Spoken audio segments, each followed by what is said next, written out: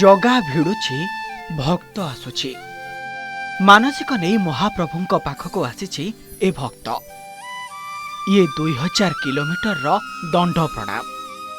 राजस्थान रो पुरी आसिचंती ये कालिया भक्त जनक कथारे अछि भाव थिले पुरी जमा दुई हाथ आउ ए कथाटा ए भक्तंक पाखरे प्रमाणित होइछि।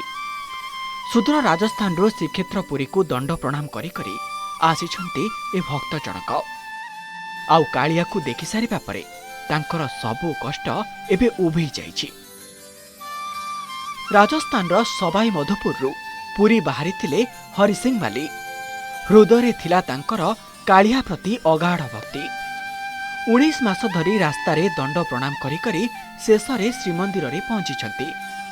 कालियार चका आखिरे आखि मिसाई मनर सबु कथा को कहिछंती।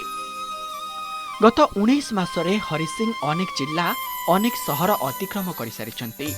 पाखापाखि 2000 किमी अतिक्रम करिबा समय तांको पाखरे नथिला सेमिति कोनोसी जिनिस, केवल हातरे खंडिए सोल आउ छोटिया पथरटीए धरी निजर भक्ति सह कालिया पाखकू चली आसीथिले दंड प्रणाम करी करी आउ एबे से महाप्रभुंक निकटरे पहुंचिछंती।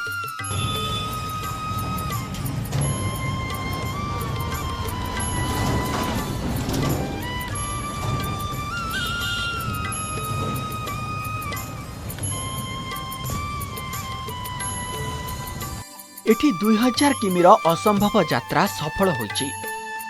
भक्त जीतिछि, भक्ति जीतिछि, असंभव संभव होइछि।